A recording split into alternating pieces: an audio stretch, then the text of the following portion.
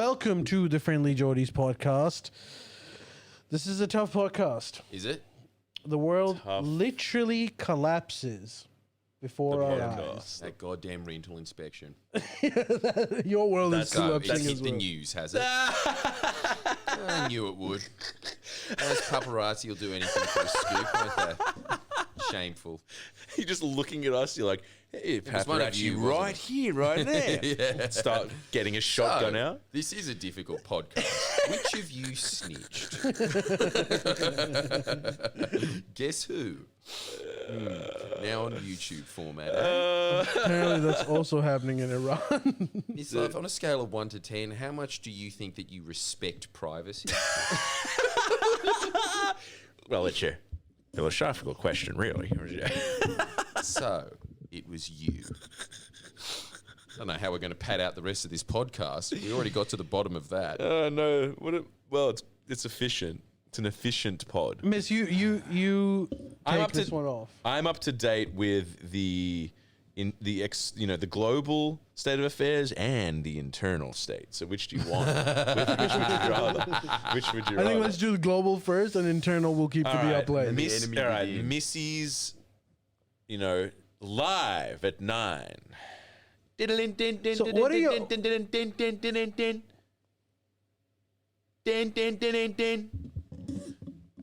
Go on. What are you... Wait, so you were just going to do the intro music? No, you just started talking. Do you want me to summate? Oh, that was great. No, what are your feelings right now? How do you feel about the whole war? Let's just tell. Jordan doesn't know what happened. Israel. I seriously don't. Yeah, I'll fill him in. Yeah. And then you can tear it apart. Israel preemptively, quote unquote, without provocative, without being provoked, or they wouldn't say that, but anyway, bombed various locations in Iran, including nuclear sites, and killed like some of their top generals and scientists involved in their uranium projects, and a bunch of civilians. Isn't that what they always do? And they termed it. They coined the name of this operation. Operation Lion. Operation Rising Lion. Do you know why they named it Rising Lion? No. Oh, because they're fans of Clive Palmer's party. Close enough. They named it Rising Lion because lion was the symbol of the Shah's regime in the flag. Who? Lion, Yeah, the but- animal, was a symbol I don't know. of the previous regime in Iran. Oh, really? The Rising Lion is essentially hinting at regime change, that we're doing this. Oh my so God! you rise up. I did not know You that. didn't know that, okay. And then I'm just filling him in.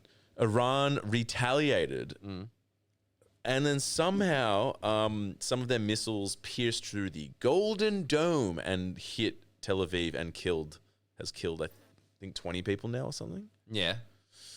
You don't seem very impressed with this news. I thought that this just happened like 6 months ago again, didn't it? No, Didn't Iran send a bunch of missiles over there and it went through their Iron they Dome? didn't connect. I don't They think did. connected. They did. They first of all. connected. Oh, did What they? you're talking about is October 2024, which was after Israel had bombed an Iranian embassy, and there was a brief missile exchange as well. This is the same I thing. swear to God, Okay. Israel bombs Iran like every couple of months.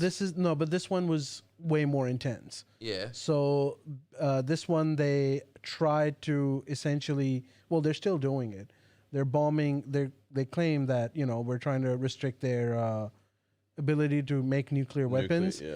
Then they said that we're also stopping them from being able to make ballistic missiles because the ballistic missiles are hitting Israel now. According to estimates, about 10% of the missiles that are being fired are hitting targets. 10% of the missiles that Iran's shooting back. Yeah. Yep. Yeah, Okay. shooting. But aren't they going in super slow motion and they still can't get them? Well, okay, so don't know. there's a bunch of reasons we don't know the answer. One of the reasons could be that Israel is essentially Letting it happen? No, they're managing their defense missiles because obviously there is a finite supply, and even if you want to make more, it takes a while. So they're managing them in what maybe we don't know. No one knows exactly what's happening, but they might be doing this to use their missile defense system in the most efficient way possible. Maybe that's that. Maybe it's that Iran's been sending so many missiles that they're running out of those defense missiles and they're hitting the 10%. Iran is claiming that we figured out a strategy of how to avoid those Iron Dome plus there's a bunch of other missile defense systems that they have. Why would you say that? Say what? Why would you say, yes, we figured out the secret decoy? Very, very good question. So this is called psychological operation. So you want to give off the impression that you have dominance on the escalation, which obviously both Iran and Israel are doing. So this is just for perception. It might be true, it might not be true. It most likely isn't even true, but it doesn't matter at this point. At this point, it's a game of perception. So Iran will want to build a perception that they are winning, and Israel is obviously going to want to build a perception that they're winning. And that is to essentially scare the enemy's populations to the point where their morale goes low, which will help a lot in the war itself. Anyway, so that's one of the reasons. Yeah. Okay, so if we're So unimpressed. Well, look, again... You need Amy Goodman to be like, it's very worrying. Exactly. You? You have to understand this, right? My life, everybody thinks that I'm some news junkie that just keeps abreast minute to minute, sit there with tickers around the room. London, Paris, yes, New York. yeah. With the clocks to match. The reality is I sit there when I'm not filming and being like, Dear Mavis, I have found this week's rental inspection to be disappointing. No, very disappointing. That's my life normally.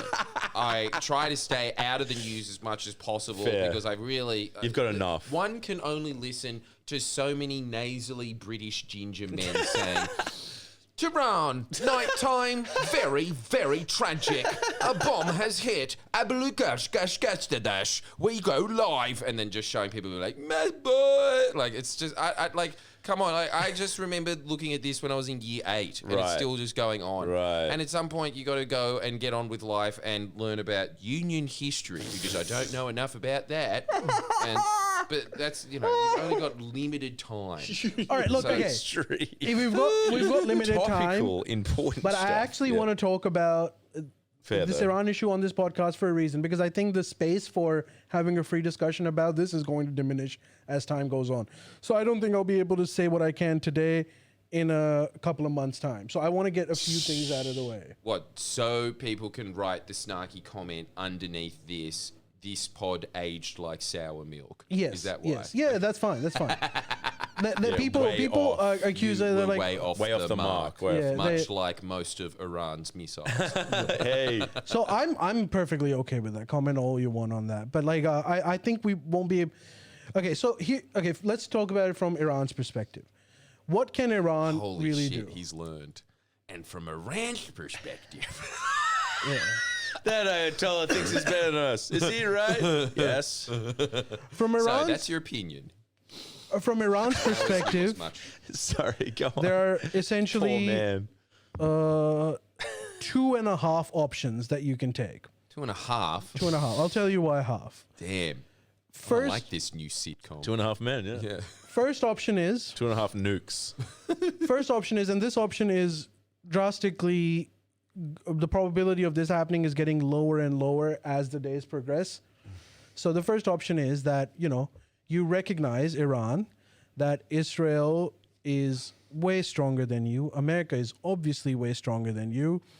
A war with both of them, or even if it's a one front reinforced war, is going to be devastating. Absolutely devastating. Your current leadership is going to die. The leadership that comes after that is going to die. And maybe the third leadership can bring some sort of stability. Maybe, most likely it won't. So your options are horrible. So what you can do is, in this option 1, is that you try to, this is what everyone wants. Everyone in the world is asking for this, de-escalation. So how do you de-escalate?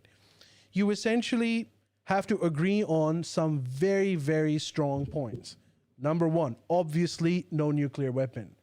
And you can't even enrich uranium anymore. All of that is off the table. To be able to declare a ceasefire, that I'm saying. They will go after your ballistic capabilities. They will tell you to stop them. You will resist. You will have to agree to that. Eventually, when you think things have stabilized, they will say that your role of religion and politics is very problematic, and you have to change that. Your regime will be very, very vulnerable to coups. You may be able to withstand that. You might not be able to. But this way you avoid a very, very large-scale war that will kill millions of people. Right, okay, so that's not an option. That, unfortunately, seems to me Why? this option is... No It's not way going to that's happen. gonna It's not agree going to with happen. that. It's not No. going to happen. Everyone in the world wants this. I think except Iran Iran. doesn't want this, Are you and I think sure? Israel doesn't want this. Yeah. Right. Everyone in the world wants de-escalation. Oh, de-escalate. Yeah, definitely. So just things sort of stop where they are. Yeah. So if that option is not there, then the second option comes in. And this option is horrible. The option is that you try to keep doing this, and Israel will pound you much harder. You will claim that, my missiles are going through, but every single missiles of theirs will go through. They have created air superiority. Yeah. They will pound you. Yeah. Your leader, Khamenei, will also die. This will be incredibly difficult for you. So what do you do at that point? Well, you can hope, one, that maybe in 6 months' time, Israel goes through a no confidence vote and Benjamin Netanyahu is booted out because the pressure internally is too much. One possibility, very, very dicey. It might not happen. The second thing that you could potentially do is, and this is, I think, is Iran's plan as well, is that you provoke an invasion. That is the only way you can sustain this. So when the invasion happens, Israel is not going to invade Iran. They don't have the military personnel to be able to do a full-scale invasion. So America is going to have to get involved, which seems like is going to happen.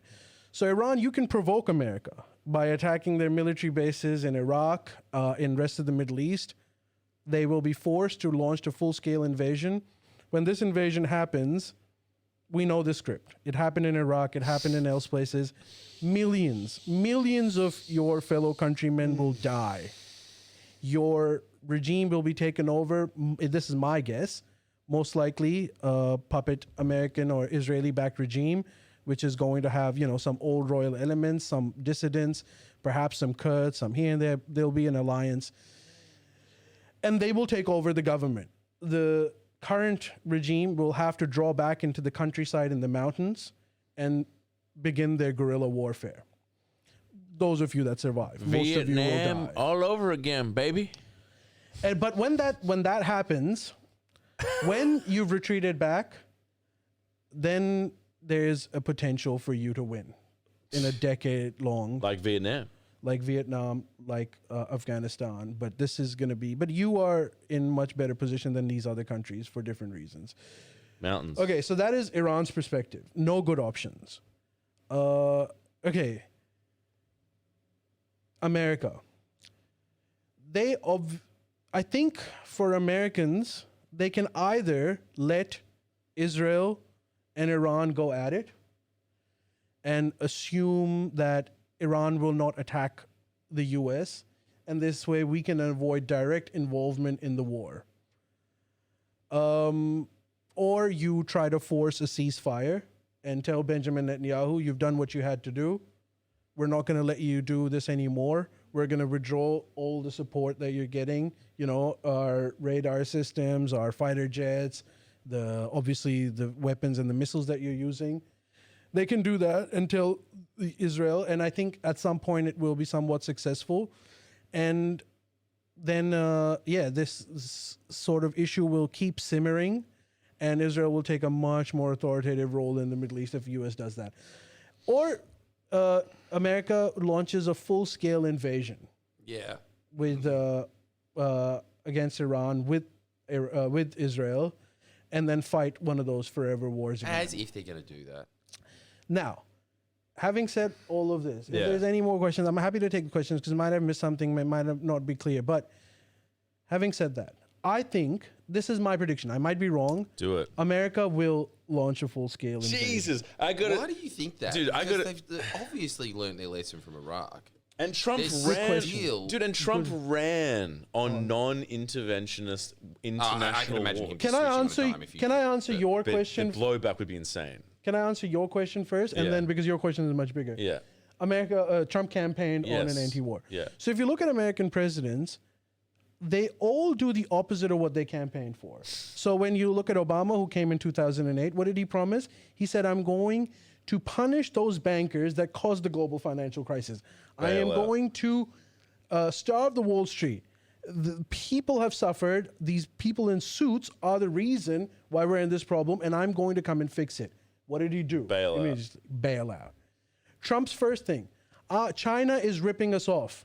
Every country on earth is ripping us off. I'm going to come back and bring manufacturing back. First term. What does he do?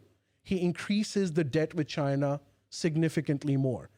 Trump has promised that he's coming on a peace agenda. It would not be surprising at all if the president does the opposite of what they campaigned for. There's plenty of precedent. Now, the question, Jordan, that you asked, why would the U.S. do that, right? I'm going to give a little anecdote of history. Okay, real quick. I did this with Miss Love because this will tell us why countries make decisions that eventually lead to their, terrible repercussions for them. So in 4 BC, Athens and Sparta were fighting with each other. Athens was a technologically advanced state. They had a parliament, they had democracy, and they were very, very proud of it. Little states around Athens said, could you protect us as well? You have clearly the greatest navy in the region. We don't have navy, so we can't help you with the fighting. But what we can do is we can give you gold. So we'll give you gold every year, and you will protect us from any aggression. And Athens said, that's a great idea. We're going to do that. In fact, we're going to put all of this gold in a bank of sorts. We won't even touch it. We'll only use this gold when there's a war and we've been attacked. And if one of us gets attacked, then all of us get attacked. So they kept doing this. But then, Athens became kind of fat and started, being dependent on a lot of this tributary money that was coming to them. And they started going into the reserves and they started eating up that gold. When this happened, Who's giving the gold again? a lot of these Neighboring little city-states. states, neighboring city states, Yeah. they're giving them gold for a Yeah, war. yeah, They're yeah. eating that gold. Yeah. The elite is fattening up, right? And so what they do is that some of these other little city states that haven't formed, are not in this security net with them, they go and invade them. And they force them to pay tributaries. Anyways, so this is the sort of paradigm that they're stuck in. Now they have a fight with Sparta. They think that they are technologically most advanced, Athens being, and they can take over anyone. But they have a stalemate with Sparta. They've used most of their resources, but somehow they still cannot win the war with Sparta, and they are stuck. Those little states around them start thinking, is Athens even capable of this fight? Like, we assume that they were the best, but they're not. But anyways, they keep quiet about that. Then someone in Athens parliament comes up with a new idea. They said, how about this? I know we're overstretched. I know our soldiers are dying and we can't win a war with Sparta. But this is what we do. Let's invade Sicily. And everyone was horrified. It's like, why would we invade Sicily? We're already stretched over here. We have no money. We're in serious debt. Sicily is all the way, if you look at the map, South. it's far. But they say like, no, but what we're going to do? From Sicily, we're going to rob Sicily. We're going to take all of their wealth. It's a very, very rich place. And according to them, not that got it. We can take over Sicily. And once we have the money from Sicily, we're going to beat Sparta. So then people are horrified in Athens. They're like, what the hell is this idea? Like, how could we not be able to win in our backyard? How are we going to go and defeat Sicily? So someone gets up and says, to discourage the parliament, says, this idea is crazy. For this, we're going to need at least 5,000 soldiers. I think the population is around 100,000 people, so it's a big number. We're going to need a minimum of 100 ships. And we have no money. And someone else in the parliament says, Great idea. That's exactly what we're going to do. So then Athens mobilizes their greatest and baddest navy. They somehow gather 5,000 more people, 100 more ships, and then they sail to Sicily. They come in with this fucking majestic fighting force. They land in Sicily.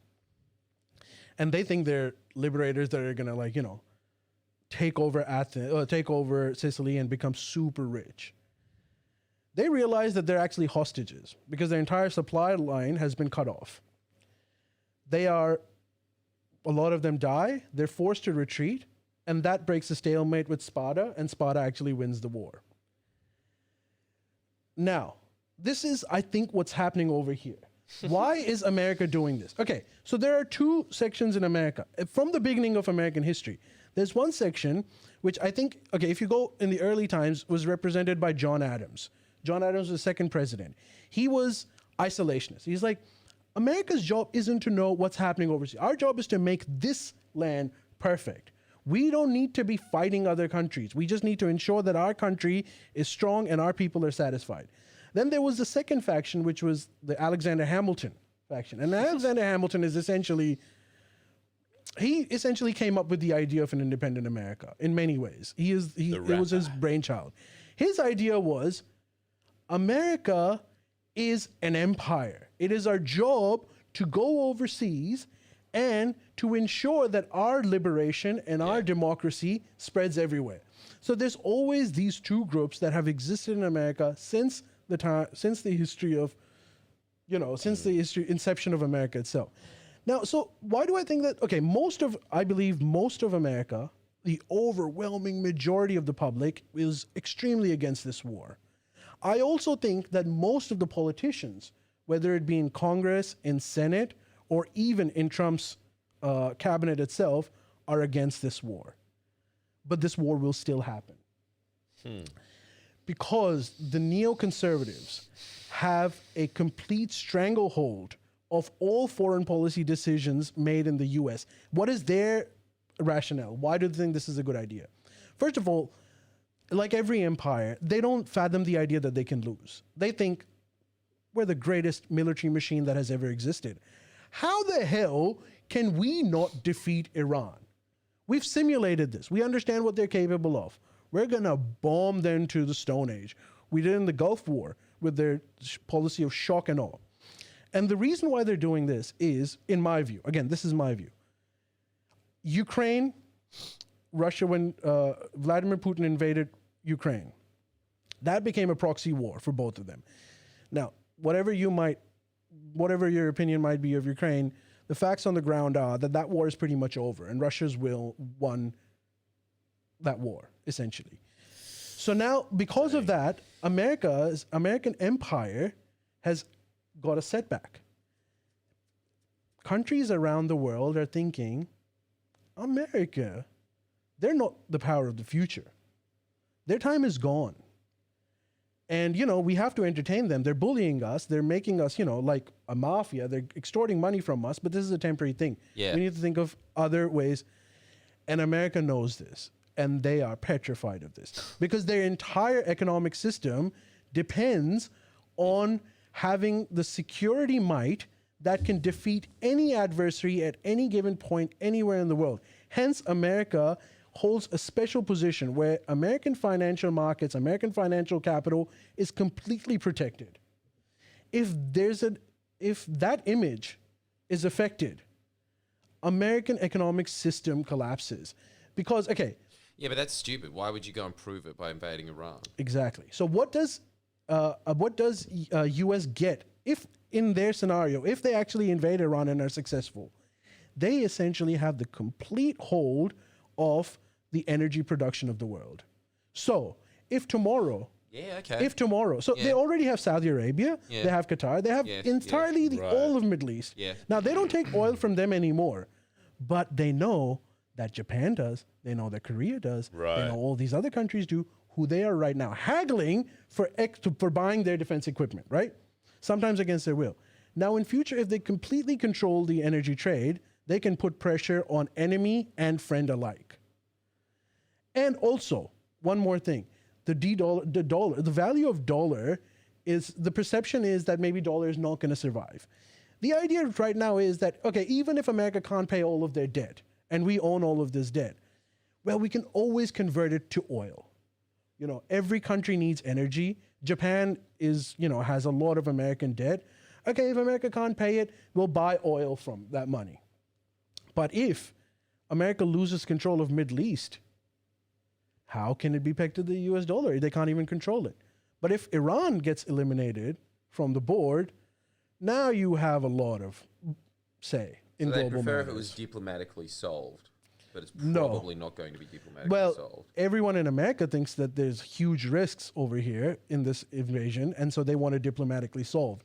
But the people that I think truly have the power Is who? are all for it. Who So are the what- ones that okay, should hang have on, the so power? do you think Who? that These are the Israel is neocons, working as and an particularly the enforcer special state? forces in the military. Do The you spec- think that Israel is Right. working as an enforcer state for America's interest in this, or do you think that they think they're going to do it? They're going to develop the bomb, and we've got to stop it. America or Israel, sorry. Israel. No, Israel thinks that they're developing a bomb. And they've also Right. said this. And this is like a criticism that I suppose one could put over Iran. Like, dude, I know, like, you know, it was unprovoked and everything, but this situation is brought by your political decisions. This is why you should never make foreign policy decisions based on emotions. And Iran has been doing that for a long time. Yes, we know that Palestinians are being oppressed. Everyone in the world knows it. But why isn't everyone else threatening Israel openly? Because we're not stupid. Because we know that this can happen. The reason why Israel is doing this to you is because they can. And they also know that you can't. It's all about capability. Get all emotions out of it.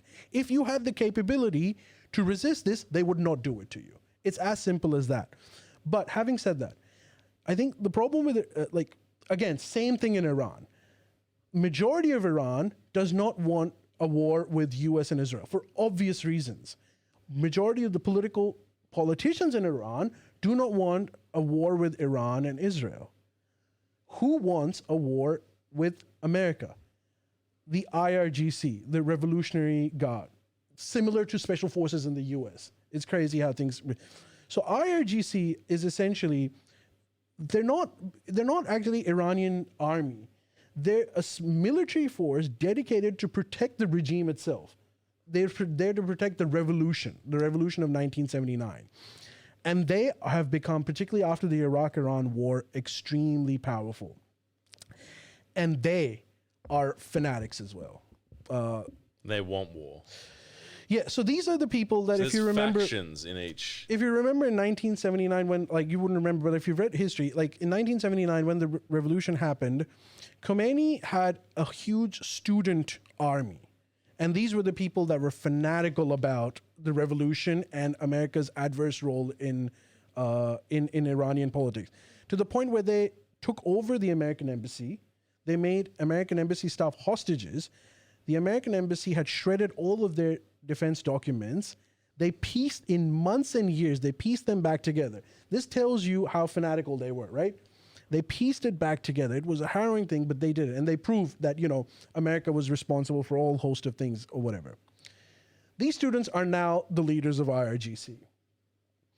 Their version from the beginning has been, we need to provoke an invasion, which is why I think that they are also going to provoke this invasion. That we need to provoke an invasion of US, like Iran, and then we will tell them what we're made of as a payback, not to today's nuclear, but the history of American imperialism in Iran.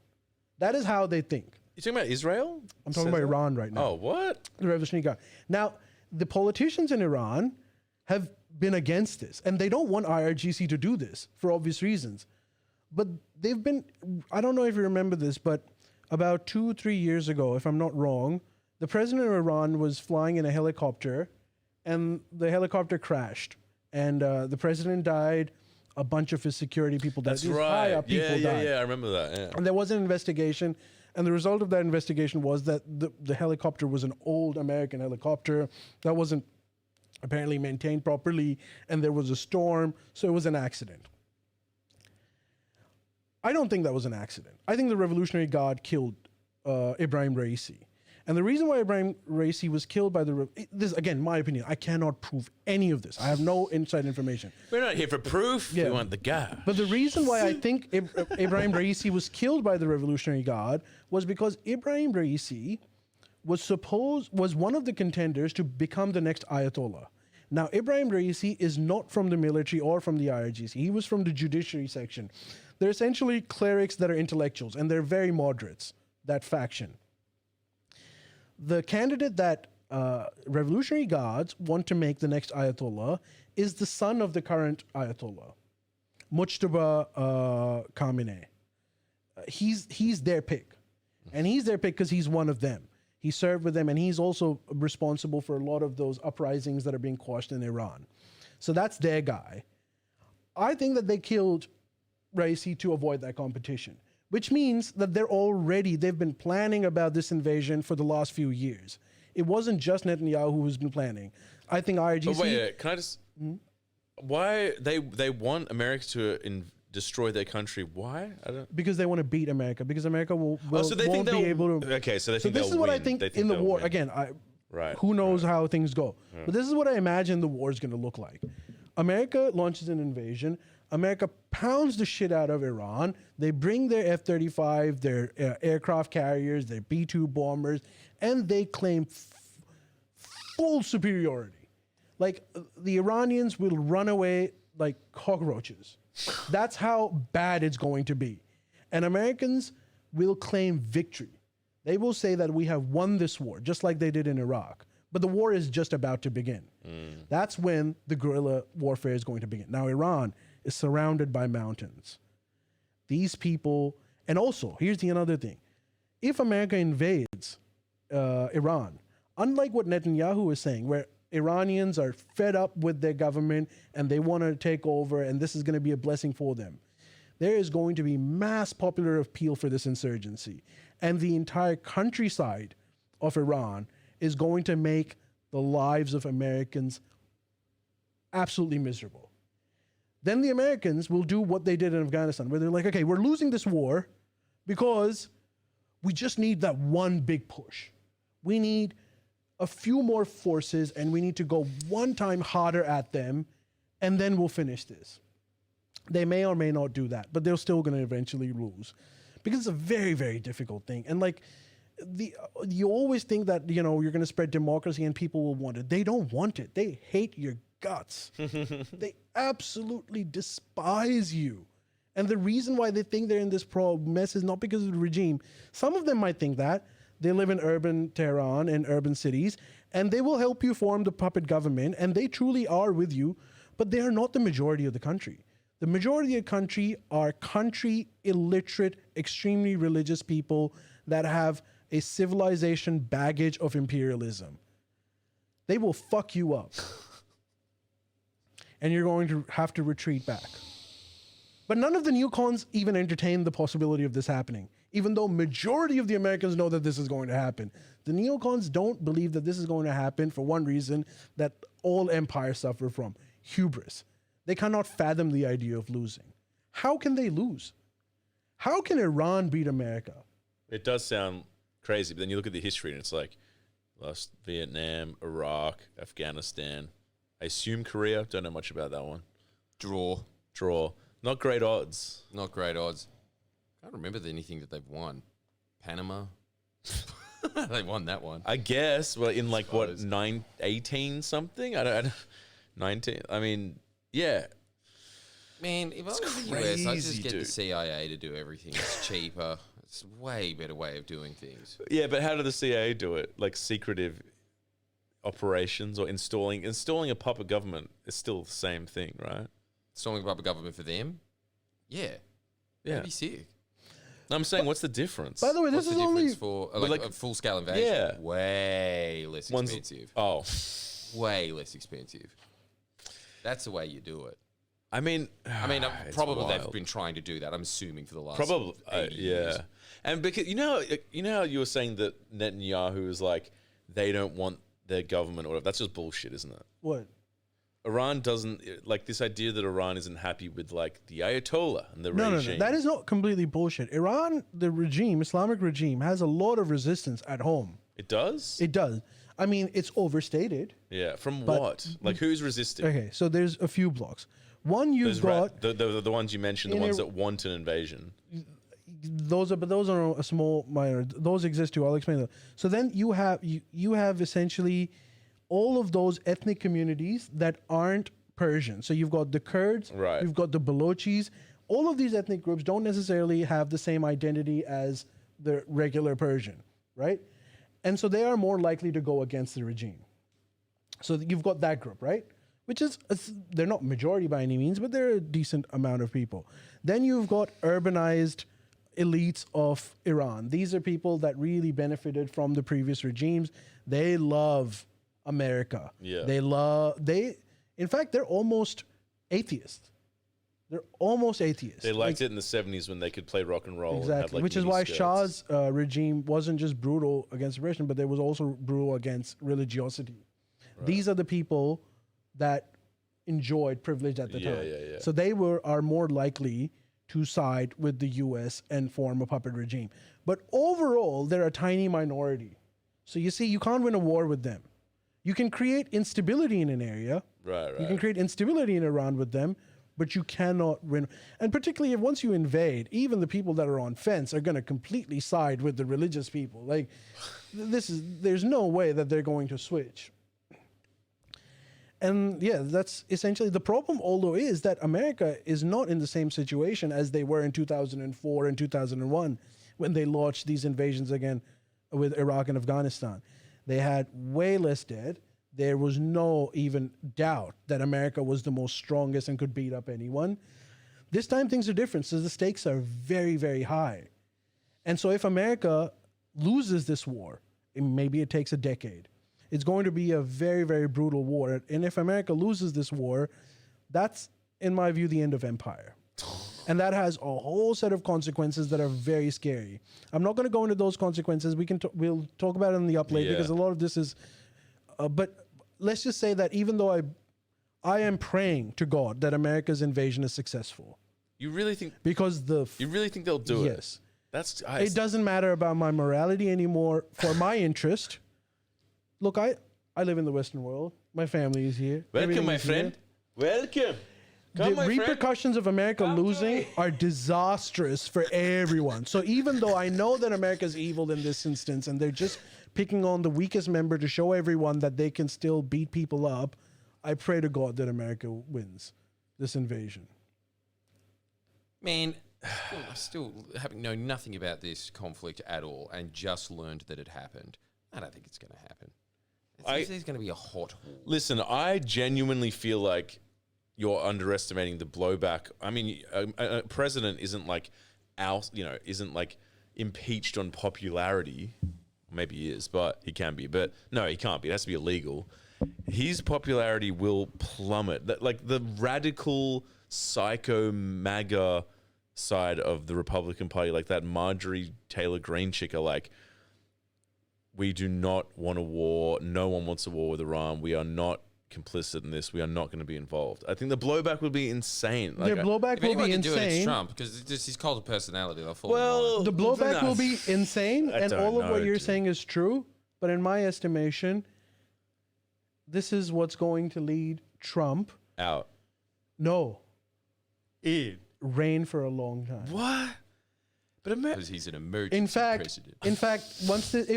if this invasion happens, the war will continue, and I think in 2028, whoever becomes the president is going to be exactly the same as Trump, if not directly controlled by Trump, i.e., Trump becomes the vice president. Are you serious? Look, It's just, I mean, war has drastic effects. Like you will see just now how the space for us being able to talk is going to, because this is going to be preparation for invasion.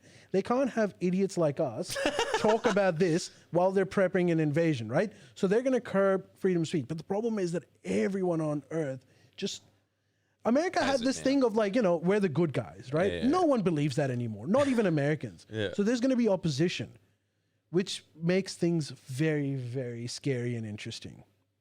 I'd say it's a positive if they're opposed to it. I think they'll just become way more authoritarian. And to preserve that authoritarianism, they will tell the public that if things change, then we will collapse as a society. We have to win this war, and they won't be wrong about it. Me, just give peace a chance. What? Like, it seems that in America, the government is a lot more, just domestically, a lot more powerful than like any, like they seem as authoritarian that people claim China is, or like or Russia. Like like if the Australian government was like, we're invading this country is for the good of the nation, you have to comply. It just wouldn't fly. Why? Because people wouldn't take it. Like, governments don't have to. I thought in democracies, governments. Like, it kind of just whips up nationalist fervor every time when you're about to do it. I don't know. I think like it's weird because, like, as Ali says, it's a different time. We don't really know what happens with social media, but generally, I mean, in the Iraq War, there was no provocation for it at all, and everyone was pro. I think times have changed. It takes Times have changed, and they also say the same thing about Vietnam. It's like retrospective to go back and look at it. And say judging by their judging by their history, miss, Americans aren't even opposed to the war until they start getting beaten up, which takes years. So Iraq War, dude, Iraq War was a ridiculous premise war in itself. Yeah. But you truly saw American public in like, you know, overwhelming majority being against the war. Yeah. After maybe two to 3 years of the war, when you know the effects of the guerrilla warfare after, you know, remember Bush, mission accomplished, we won Iraq, and then all of a sudden all hell broke loose. Yeah, that might happen again. I just thought democracies were not like Russia and China, where it was like the government decides what you do. I don't give a shit what you think. Yeah, that's a lie. Yeah, peacetime. I think wartime just all rules are out the window. Really? Yeah, I mean it's a war. Yeah, but it's a war. What rules are being followed now, miss? It's a war. Let me tell you, it's a currently the world manufactured war. is free for all. It's a jungle. That's true. It feels that way. Like all these international courts and UN and stuff. It's like this is against the rules of war, and they're like. But Jordan is don't kind of care. right. Like that was the era of liberalism and peacetime, where What? you believe What was? Oh yeah, sorry. United Nations, all of that stuff. Right. that part is over. Now we're in a multipolar world that is rebalancing, and which means that now we've moved away from liberalism and we are in hard realism, which is why people should just forget about morality, who's right, who's wrong. Oh, God. None of that matters. Jesus What you should focus Christ. on is capabilities, strategies. That's it. But That's all that You matters. should always just focus on that. I think liberalism is a fairy tale that you tell yourself. dude, you're literally saying what Trump's lawyer used to say. Like, truth and morality don't exist. We're just a country of, it's not a country of laws, we're a country of individuals. That's what he said. I mean, yeah, man, like more or less. It's just kind of, it's kind of true at the end of the day, isn't it? It's just very nihilistic, I feel like. Well, it doesn't necessarily have to be. Yeah. I mean, doing what's in the best interest of reality it doesn't really have to be a nihilistic thing. I Yeah. honestly think that a lot of the time liberalism is just used as an excuse to justify bad behavior. You know? Like, I think that a lot of the time you just kind of have this idea that, like, we have laws and a society and all this kind of Right. stuff, so it kind of just launders the reputation of things that are happening behind the scene. That, Yeah, everyone knows that that's the case to an extent, but I didn't think it was an absolute thing where it's just like you can do whatever you want. There's usually repercussions. I mean, there's repercussions for citizens. Why would there be repercussions for countries? It's always been that. It's just Repercussions might is right, for and that's who? pretty much it. But that's what I'm U.S. saying. has never had repercussions. Yeah, that's true. That is true, and it. Don't you think? So it's always Yeah. just a bit of a fantasy. But yeah, but it's like you said. It's more when a power becomes desperate, it starts lashing out. Like the, Jordan, can I ask you another Yeah. But question? again, if you were being a real realist, you would look at the current situation and you would think probably not a good idea. Yeah, that's what think well, anyway. But yeah. totally. And the fact that they can't really control situations anymore, like Russia and Ukraine, and I suppose Gaza. Man, Like, I think that when could they have ever controlled those things? really? I think a lot of the time, a lot of it's smoke and mirrors. Again, they couldn't even invade Vietnam. True. You know? That's true. But and that was in the 60s. it seems to me that there's just a, like, Has a country ever invaded a By the country way, successfully? the reason why they Yeah. the reason Okay. why they Doesn't invaded seem it. What? I don't know. It always seems like they hold on for a second and then like Guerrilla warfare ensues. Yeah. Even You're ancient. talking about in the modern age. Oh, even It'd ancient. be interesting to see. I can't think of a modern example. Yeah. Really. I Of guess a there are. successful invasion. Exactly. I guess there are ancient examples, but But see, this is what something that Ali and I have talked about before, which is that in empire building, it's like everyone always just has this idea that somebody just comes in and they're more mighty and then they make everyone cower behind their Yeah. force. Really, a lot of the time, I think empires are built because they're saying, all right, we're taking over. Yes, we're going to be taking an enormous amount of tax, but you will be getting these benefits in return. Like the British Empire, for instance, is like, we're going to give you courts.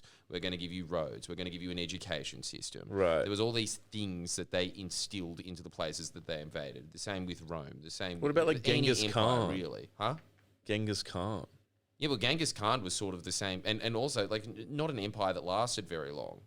Right. You kind of just argue that sort of started to fall apart pretty damn quickly. Right. And that's those empires were more a horde of horsemen going like just across the Yeah. place, getting looting. It was basically piracy. Right. You know, it's not right. really empire building is sort of creating a commonwealth. Yeah. That's what I think happens. Right, In a real right. empire, that's what you're doing.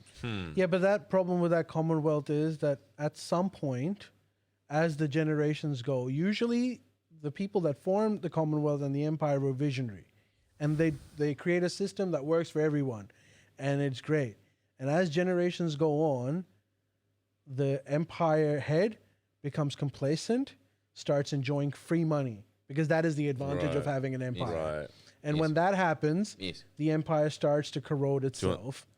And Yeah, eventually- always. But collapses. again, the same rule applies, which is Corrode. I feel like power is much more elusive and more of a buy-in than people expect. Like it's more of a complicit action than you would think, is what he's saying there, which is that at some point the empire becomes no longer useful to people, and they're saying, I'm not Right. getting out of this what I used to get out of, and so they start rebelling and they start pulling out and they start losing faith in the dream or the vision of what that empire is, and so it starts to corrode. But the same rule applies, I think, anyway. I think that, like, look, these confederacies only last so long as everybody's winning in it. Right. I mean, there's obviously, as Ali's saying, there's that crossover time when people aren't winning, and there's some people that are winning at the top. But that's when it's failing. That is when that empire is failing. And so, Right, look, right, I think right. that honestly, the world, and Trump has definitely accelerated this. The world has started to realize, look, the U.S. empire is not. Same thing with the U.S. empire. Like, it was serving the world on a global economic stage. It was serving the world for a long time. Under the U.S. empire's reign, we have seen unimaginable levels of prosperity that we just haven't ever seen in human history ever before. That was because of the economic order that the US empire set up, you know? And yeah, there was like dirty shit involved, and yeah, that's the process of nation building. It's always going to be like that.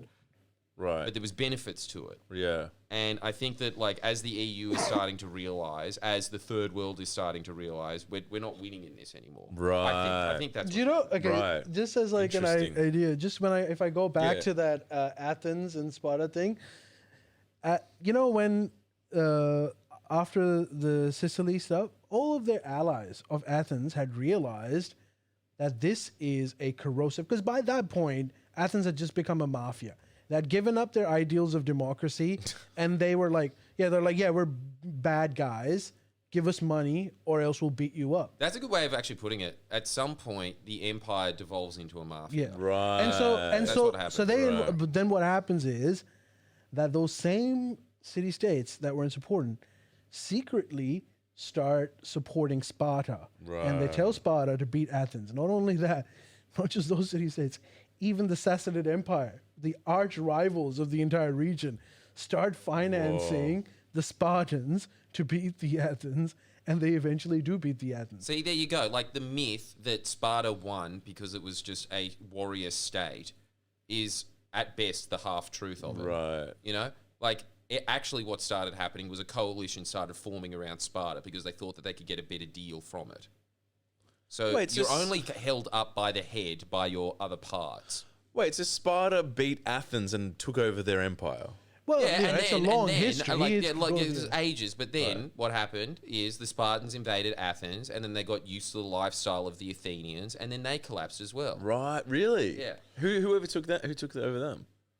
I think. God, I don't know who took yeah, over I think after at that. some point, the whole empire collapsed, and then until the Roman Empire came along. That was pre. Yeah. So like the whole civilization kind of just went through a dark period themselves. I mean, it would be naive for anyone to say that it's like like when what's his name? Dude, Adam the Roman Friedland. Empire is actually the perfect example of that. The perfect. Yeah, Man, go on. The benefits that you got out of the Roman Empire was like nothing the world had ever seen. That was the original American Yeah. Empire, but it lasted 1,000 years. It was like 1,000 years of prosperity. That's crazy. You know? It was obviously rough patches. And then they but there say, was huge benefit. and to it. then they yeah, but sometimes, dude, like if you look at and this is going to be really triggering for Americans, but if you look at the American Revolutionary War,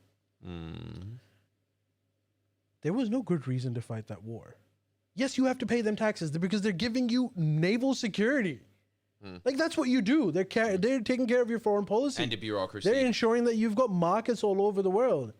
is that what I they were feel like doing? they deserve a few dollars for that. Is that what that is? So I thought. Yeah, but the Americans were like, we don't need you, and we're also Right. richer than you. right. And so they went against but they built a moral case. No Yeah. taxation without representation. What do you mean? but you had But representation. you have representation.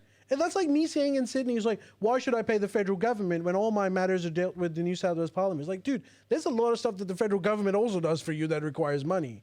Let the They man do speak. prop up the state Let the government as man well. speak. Less, There's some less red ideas. tape. Anyways, but that's like layers of bureaucracy. look, I'm no expert on the Revolutionary War. Yeah. That's just one of my But I like, get what you you're know, saying. It's like contrarian takes. No, but I get what you're saying. It's like it is just kind of like dog eat dog. Yeah. Yeah, and if you think about it, why did Canada stay in? Because it was getting benefit from the British Empire still, Yeah. and saw benefit in it. Yeah, And probably why also, Australia's in. why is Canada being threatened to be invaded, and it's also insane. Greenland? It's insane. That's It's a rich country that doesn't have the defenses. yeah, that's the obvious reason. Bullying and yeah, No, and then, it's because America knows that they can very easily take over them. Man, how good is Mexico's Capabilities. system? I really like it. What They do you barely have a military because they've thought, all right, well, who's going to invade us realistically? Central America? Well, we could beat them with our cops. We Right. wouldn't need a military for that. Yeah. And if America is going to invade, then they're going to invade. It doesn't matter if we spend like 100% of our Is that GDP. right? So why bother even having a kind of military? it's kind of smart in a Don't you think way. it's smart? And then they just thought, we'll just put it all in development. Wow, That's that a good that way is of actually looking at kind it. of smart. Anything? Yeah.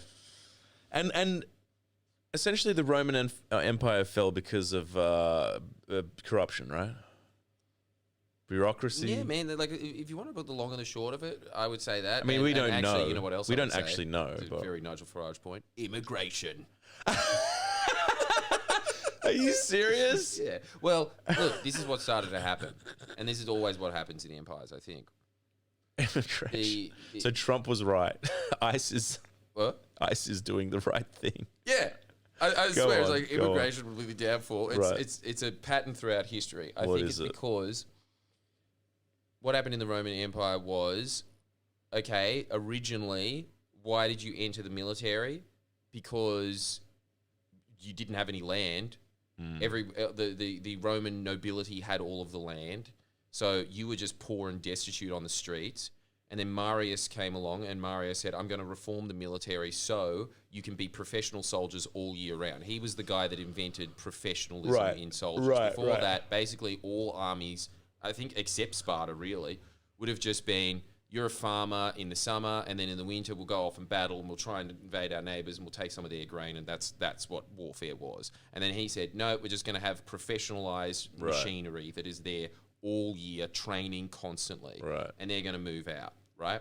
So there was benefit for people within Rome to join the military. Then that started spreading out into the empire. The same rule applied. But eventually the empire just read its geographical limit, and then they found it hard to find recruits. And then they thought, okay, what we're going to do instead then is we're going to start importing soldiers from Germany, and they're going to be Romans, but they weren't really Romans. They Right. weren't in the system, Right. They were kind of just mercenaries for hire. And at some point you had more mercenaries than you had actual soldiers that really believed in the Commonwealth and were benefiting from it. And, you know, they would just start demanding more and more things of just like, I want my family in here, I want this piece of land, and then more and more, So it got you too had more big. and more of that migration coming in. So it got too big. It got too bloated and they're too big, and that was it. Kind of collapsed. Yeah, and then arguably you could say that the East Roman Empire was it just meeting like a natural, you know, rump of what it could maintain, which was like the other 1,000 years of the Roman Empire, which is the Byzantine Empire. Yeah. And that was just, instead of it really being an empire, it's better to say that that was a commonwealth. Again, it was just like, look, you've got the bureaucracy that was functioning well in the East Roman Empire. That's working well. The rest of it's collapsed. We'll just keep this part running. Right. Through the bureaucratic system that is like, this area of land is easy enough for us to keep this system running here. And so that was able to maintain itself after that. And then, again, migration. Same fucking thing. I'm telling you, this exact same thing started happening. It was this point of, I don't really feel like fighting anymore. We'll just get in, I don't know, these Turks to just start defending it. And, you know, after a while, you've stopped having people that are willing to enter the military. And so you just have to be more and more dependent on And foreign also, forces. not the Turks, mostly the Franks. And the Franks. And what are the Gauls? The folks from the Gauls. Well, yeah, their version of Franks and like Normans. And They this were kind just of like, at stuff. some point, the Gauls were just way better at fighting because the Romans were, you know, enjoying luxury. Yeah, they were just So the enjoying Gauls, good and the life, Gauls were like very passionate towards the Roman Empire as well. So they weren't like, these are people that had been conquered, and to, you know, McCain's wet dream had actually said, thank you for conquering us. We have now seen civilization. And we will fight for you. And the Romans were like, yeah, how about you fight and we just chill for You a fight bit. and we just chill. And they could. That's the whole thing. They could integrate France. You couldn't integrate Germany. It wasn't for the hills and mountains, although I'm sure that helped, but it was the forests. But the same thing. Geographically, it was hard to hold. So this is completely incomparable to America, because that's an island and they're completely self-contained and they're not... What? Like, Rome's fall and America's fall aren't really comparable because there's so many different factors. I mean, there's always different factors, but I feel like there's similar patterns throughout. It's like what I was talking with you guys before when you look at why there was that Bronze Age, Enlightenment Age thing that happened that was like, for its time, a very complicated international trading system that is very similar to ours, where you have all of these states that are dependent on each other and they're trading with each other, and they had really sophisticated trade laws. You go back and you look at mostly what we have is just Egyptian hieroglyphics left, but you do have some things from like the Hittites, and you have things from Greece, some little parchments here and there. Really complicated trade deals hammered out between the nations. But geographically, because of climate change, because of a bunch of other factors, started breaking down. And you had the sea people coming in, again, migration, because of climate change. And it fucked up the system. Right. And look, again, the migration is not the entire story of it, because there's other factors involved that got it to that point. And that did become like the scapegoat, oh, the boat people are coming. But man, like, you look at what happens and it's just like, look, at some point you come up against the limits of reality and that trade system starts to break down, because it does just become really complicated. And it becomes really, as a result of being very complicated and a result of just external forces and things like that, it does start to break down. And it's no one's fault. It kind of just happens. Tape. Red tape. In the U.S.'s in the U.S.'s case, I honestly think there's like essentially two reasons that are gonna lead. Yeah, I'm curious what you think. Yeah. The first one is what Jordan also just being addicted to free money, which the U.S. is now. Right. It's essentially tributaries that come from all over the world, Right. and they have like these complex financial mechanisms, and that's essentially just tributaries coming from everywhere, and they're not really working for it. Their entire reason why that's coming is that they are the hegemon. They are the empire. It's the benefit of the empire. That's why everyone wants to be an empire. The free money aspect of it makes you lazy. It makes you addicted to free money. And when that tap starts to run out, you start to freak out Right. and you get violent. That's one thing that I think America's issue is addiction to free money. And the second thing, which is not unique to them, it's an empire trait that everyone has, is just hubris. thinking, for example, that you can, win this Right, Iran war. right. Like, reasonable people will not think that. But a person that, is high on empire power doesn't even entertain the idea of a loss. And that's who? The neocons, you Doesn't say? entertain loss, and also, I swear, they just don't think like, what benefit are we giving the invaded? That's something that I just learned actually from David McBride, that he said that you can't win a war on sheer might. This is a soldier, and this is something that you learn in the military. It's true. You actually do have to win hearts and minds. Yeah. And if you don't win hearts and minds, kinda then true. You're just an occupied force, and Yeah. they're the enemy. Yeah, exactly. And that will eventually backfire. And they know their country a lot better than you know their country. Yeah. Yeah, exactly. So if you are going to invade, what are you going to offer that the current regime is not offering? Are you going to improve their lives? If you do improve their lives, you probably will have a successful invasion. Yeah, but Will you? they're- Probably not. Are they going doubt to it. let you do this Yeah, as and well? it's not going to know? happen in What do you America. mean let you? As in, the guerrilla war, the people that are fighting the guerrilla war, they know exactly what you're trying to do. If you're trying to make people's life better, When you say they're not going to let you do They're that. not going to let you do it. Yeah. when you say neocons, like who are they? Are you talking about people in the Republican Party or people in the military or what? In both, in every aspect of American life. These are people that essentially have a belief that America has a manifest destiny. Yeah, yeah. The manifest destiny is that we need to propagate our freedoms, our democracy. I swear And that's- behind all of this is, the real reason is to expand the empire and make sure that tributaries keep flowing so we remain the most powerful and But I richest country in the world. swear that's changed from 2003, man. I swear, like look at the Republicans now. I mean, obviously there's still For a like, neutral observer, it has changed, but someone who is losing territory will refuse to believe it. And also, what you're talking about, Mislav, is sort of true, but just I would seems imagine different. Do you think that- it seems different now? yeah, but that's more on a political level, but on a bureaucratic level, probably not. Right. You know? Well, yeah. I mean, the thing is, do they? I suppose Trump can decide on his own, but would they put if they put it to a vote? I would be curious. Oh, he will lose. He'd lose. Yeah, of course, he would lose. Like I said, an overwhelming majority of Americans will not support this war. But I do not think that their view matters. It's like that old thing, it's like a joke, but like no matter who you vote for, you'll get John McCain. That's America. Really? Mad. Yeah. Hell yeah. Oh, I mean, look. But and like okay, this is the aspect that we can talk about in up late Yeah. because I don't feel too comfortable. But there's like a whole set of repercussions that come with the idea of whoever you vote for is John McCain. Because if you live in a country that is the most powerful country that is heavily militarized, and you start feeling that your vote doesn't matter, your media is bought and paid for, your Congress is useless piece of shit. And your military, did you see the military parade? No one even Yeah, showed. yeah. Because they know that the American military isn't the good guy. They used to think that. They don't think that anymore. Right.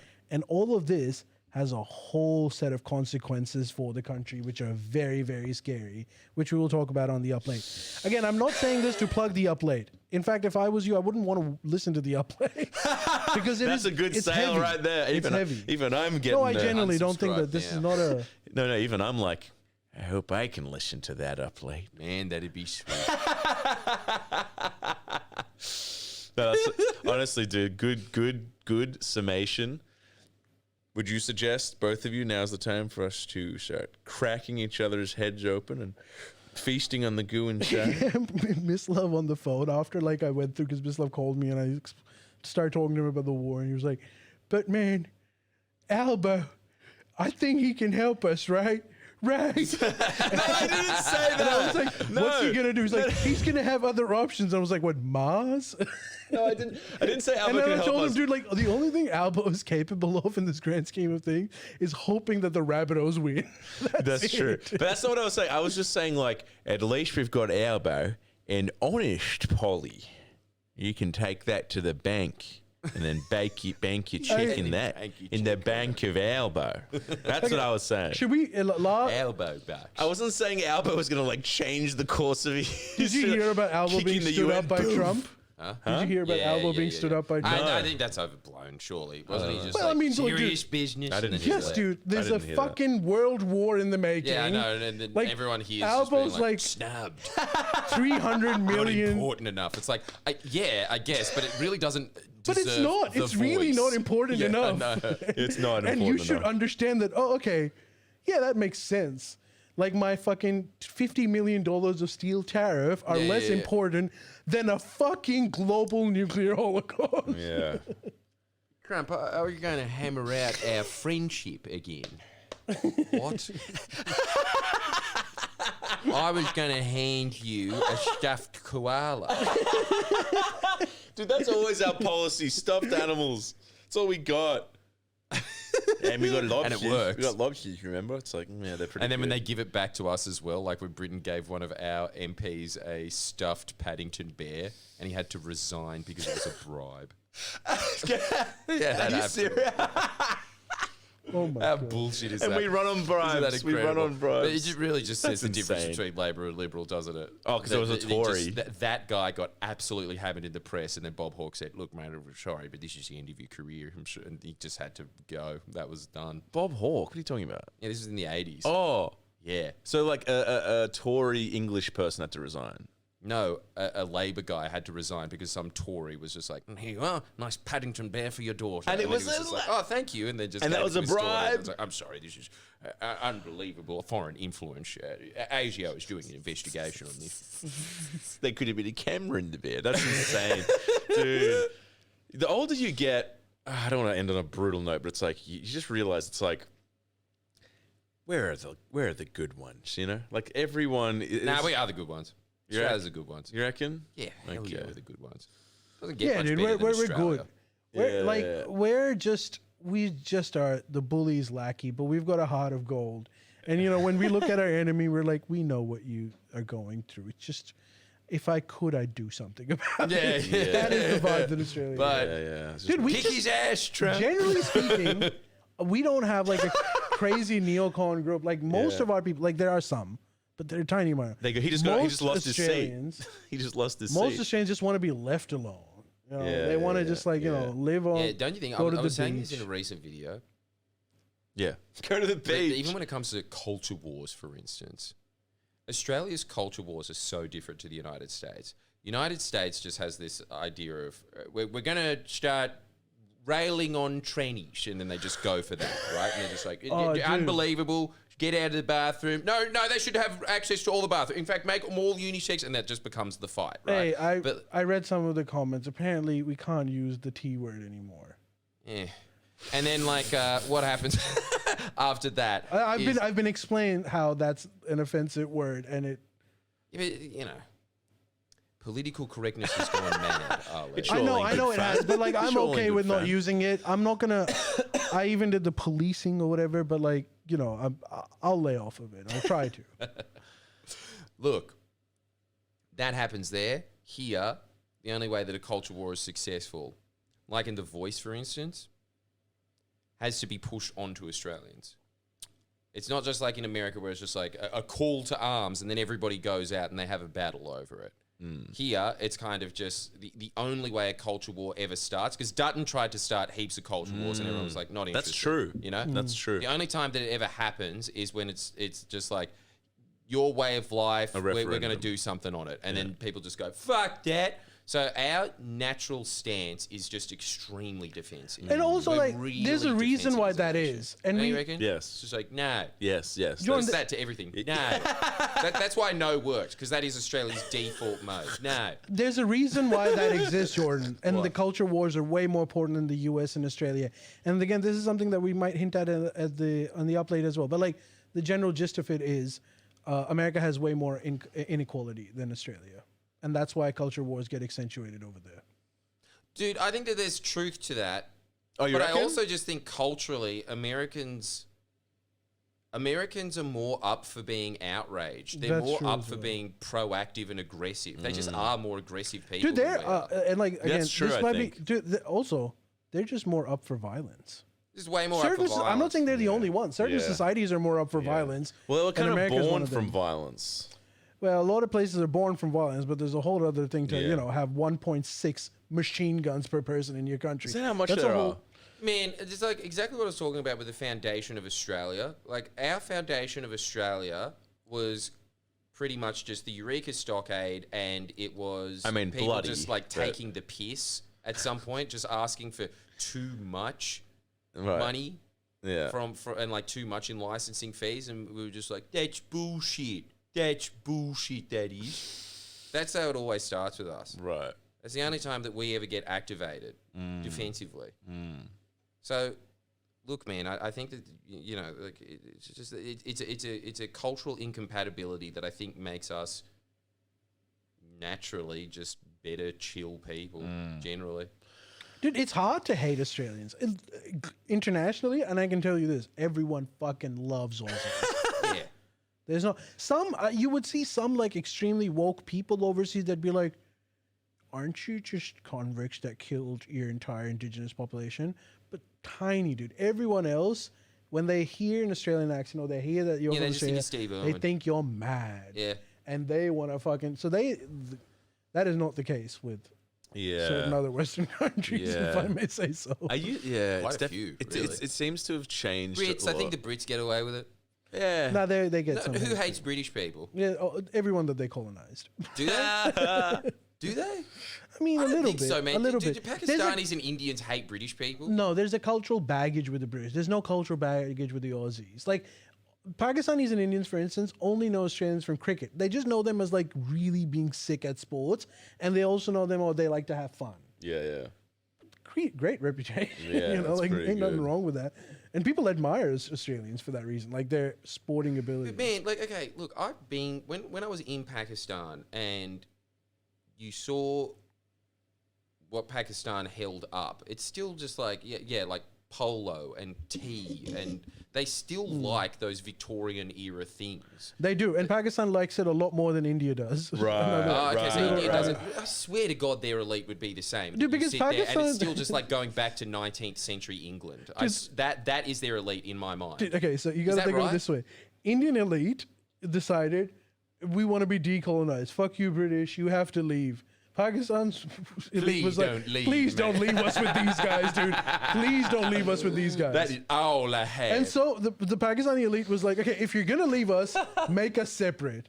Yeah. And the British agreed to that. So like most Pakistanis think like, Right. yeah, that worked out for us well. Right. Surely the Indian elite aren't that different from the Pakistani elite in their tastes and pensions. Well, they're still like, colonially whitewashed and stuff, as in like, it's an aspirational thing. And there's that. There's like a mental thing where, they think Western is superior. In fact, that's having bad repercussions to them where they can't Man, recognize. that's what I'm saying. Their idea of the West is 19th century West. Yeah. That's what they think of it. Well, they just think of it. And I like that. It's classy. Well, you got to understand, dude. Like when Britain, a small tiny island, comes and knocks out one of the largest empires at the time in India and completely dominates you, the local population goes, they must be doing Dang. something right. Yeah. Yeah, and so yeah. that gets ingrained in you Right. for a long time, and you're like, well, how do we beat them? Well, we have to be like them. Right. Yeah. So it's like you start admiring your enemy. By the way, China does exactly the same. They might be in a war with the U.S., but they admire the U.S. Really? If you ask a Chinese person like what they think about the U.S., Really? they will tell you how they've learned so much from them and how they admire them. Not the war side of them, surely. Well, I mean, if you ask them about war, they'll be hawkish. But if you ask them other stuff, they will Yeah. be very. They will Yeah. tell you how much they Yeah. admire the U.S. Interesting. Man, Very. You know what else I discovered? Because I've just been reading this book about like the history of kings of Britain. Bit of spare time on your hands, champ. It's not spare time if I occupy it with things. Why? Okay. Sorry. It's actually just a I'm really sure it's nice a good way to book. go to sleep. I'm sure it's a Every- good like book. just being like King Edward Yeah. really didn't like his cousin. Yeah. Well, So they decided to have it. You've reached your full form, like boomer now. Oh yeah. Look how many man. rings I he's reckon if got. I watched the Lifestyle Channel, I wouldn't stop watching. I'd just be my dad at this point. All right, happening. boys. It's happening. No, let him finish his point. Yeah, finish. About the kings. Well, man, the only reason that they became Britain, like it goes further back than, you know, them just kind of ripping off the Dutch East India trade empire, right? Like this goes back to when Rome was vacating Britain. That was one of the first provinces that they abandoned because they thought, look, this isn't profitable to us. It's too far away. It's an island, it's whatever. And they left. And so they kind of just tried to keep it going, but in like a povo budget way. And it started separating out on itself. But they were afforded this strange dark ages that the rest of the Europe wasn't. And so they kind of started forming their own little ad hoc system in Britain that was very separate to what the rest of Europe was having. And that actually gave them like a big experimental laboratory to try things out. And that's why we have Britain now. It actually is a very different system. And they made the really good point, and I think it's right. It's like, man, if you think about the formation of the world to this day, really, what have you got? You've got Roman law and you've got British law. And yeah, okay, they borrowed from Rome, sure, but like it has its own distinct imprint on the planet. It's Rome and Britain. Those have been the really impactful. After the empire stopped, the legacy continued on. Do you not Who think else has you that? are discounting Mehmet II's great accomplishment towards the world? I'm not familiar with his Dude, you know what I had an accomplishments. idea? Jordan, I had a weird idea. Mehmed, huh? I started There's laughing. a second one. I Sure. wasn't aware of this sequel. I started laughing about this, just thinking about it. Dude, how pissed would you be if I have a kid and I name my kid Mehmet? Not at all. Not at all. I'd What? be really I happy. thought if you you'd be called stop him being. Mehmed. I thought you'd stop being friends with me. No. I think that would be sick. Please call him Mehmed. Jesus, I Please thought call I him started Mehmed laughing. 2, even though there's no Mehmed 1. Just do it. Wait, who was he again? He was He's The the guy guy. that invaded Constantinople. He's the reason why Constantinople is called Istanbul. yeah, the Turkish influence. Well, I like Turkish delight, so I guess that's something. Yeah, there you go. And it See, was that's what I'm saying. Like, you have to give a little and you get a little. and it was quite a delightful Turkish delight that they offered to the Constantinople government. Yes, they did. That little secret door. I mean, look, if I am going to be non-biased for a second, it's hard for me. The same rule applies to the Ottoman Empire. It's What? the same thing. What? Well, it's just like at that point, the Byzantine system had completely Right. broken down. Yeah. And it was just replaced with another system Yeah. of bureaucracy that kept things functioning and going again. And I've talked about this to Jordan a lot, but I also like always try to explain to them how much the Ottomans admired the Byzantines. Yeah. Really? They didn't hate them. They wanted to be them. Really? They didn't want to dissolve the empire. They wanted to be the leader of the Is empire. that right? Dude, even, you know, the Muslim sign of the star and crescent? Yeah. Ottoman. Byzantine. Oh, Byzantine. What? It's not an Islamic symbol. You're kidding me. It was just a symbol of affluence, and the Ottomans were like, that symbolizes power. We're going to Whoa. keep that. Yeah. That's crazy. Mosques Mosques, are the- just Greek yeah, the Orthodox domes. churches. Yeah. They're just Greek it's just a Orthodox churches. orthodoxy. That's what it Really? is, yeah. In fact, Why didn't they become Greek Here's a little- Orthodox?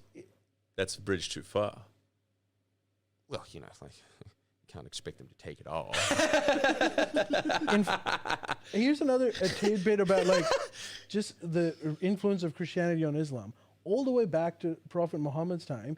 Do you know how there's a call to prayer at the mosque Yeah. where the guy sings? Yeah. Well, that was supposed to be a bell because churches have a bell. Right. So the Prophet asked one of his companions, go buy us a bell to put on the mosque so that people know that it's time for prayer, just because it was Yeah. just like it was church. Yeah. The companion went, he did buy the bell, but he came to the Prophet and he said, you know, I had a dream. And in my dream, at our place of worship, instead of the bell, I heard these phrases. Right. And then again, this is like, you know, mythology or whatever. Yeah. And then one of the other companions said, like, you know, I had exactly the same dream. And the Prophet said, okay, in that case, we won't keep the bell, but we'll keep this system. I wish I kept the bell. Wish I kept the bell. 5 times a day. 5. The bell. I still remember when I was like in Bali and we were catching a ferry to some island and like it was just off the island is bellowing the call to prayer. I'm like, feel a bit weird drinking my beer now. It's not going to stop me, but fucking hell. It's a contradiction of cultures, I suppose. So I drank in my bintang. What? What? What do you mean? It's just, there's parts of Indonesia that are like a lot more moose, and they were like bellowing out the call to prayer. And I was catching a ferry to another island, and it was like bellowing out. Just a bit of a weird contradiction, me in a bintang shirt being like, yeah, 1,000 beers. It's like, it's just a funny cultural clash.